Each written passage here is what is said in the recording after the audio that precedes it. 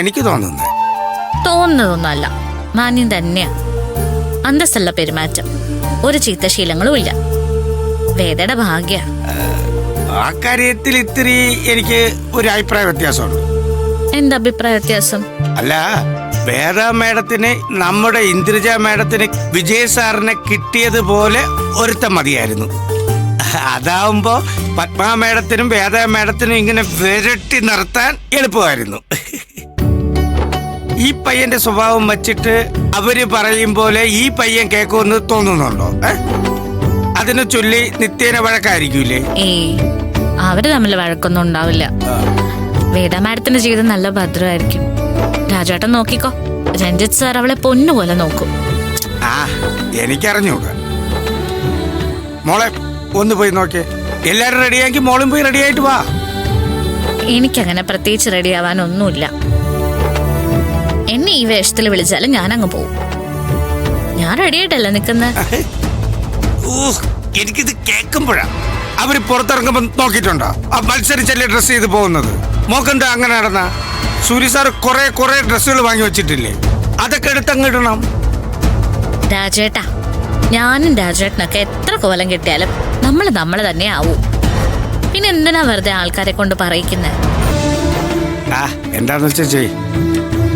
അല്ല, അവിടെ സൂര്യ സാറും രഞ്ജിത്ത് സാറും കൂടെ എന്തോ ക്രിക്കറ്റ് കളിയുണ്ടെന്നൊക്കെ പറയണായിട്ട്. അളിയന്മാര് തമ്മിൽ അടുക്കട്ടെ.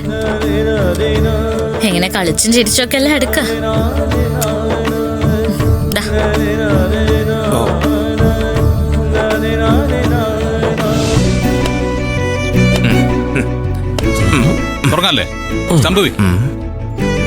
ഇങ്ങനെയാണോ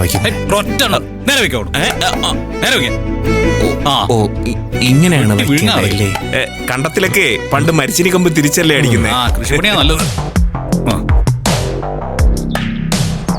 സൂര്യ, എങ്ങനെയാ കളി?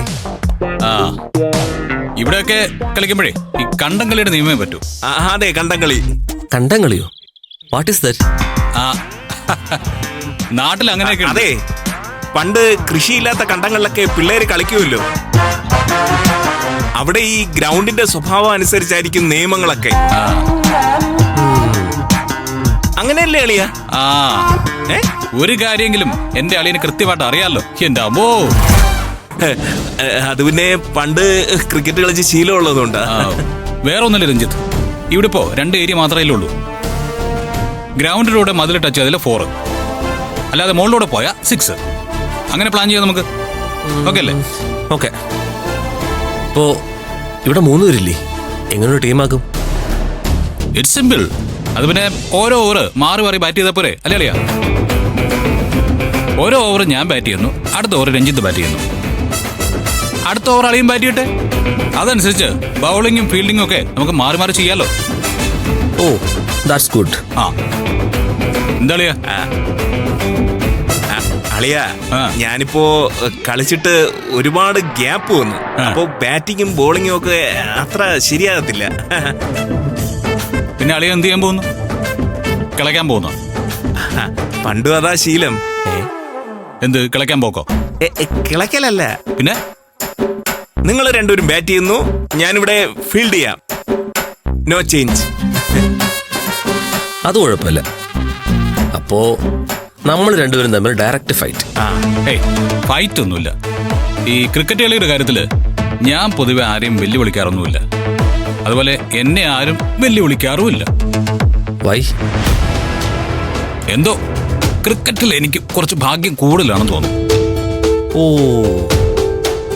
എന്നാലും കഴിവ് കൂടുതലാണെന്ന് പറയില്ലല്ലോ. അതെന്തായാലും നന്നായി. സൂര്യ പോലെ കഴിവുള്ള ഒരാളെ തോൽപ്പിക്കുമ്പോഴാണല്ലോ അതിന്റെ ഒരു സുഖം. എങ്ങനെ എന്നെ തോൽപ്പിക്കാനാ? എന്നെ ക്രിക്കറ്റ് കളിയില്?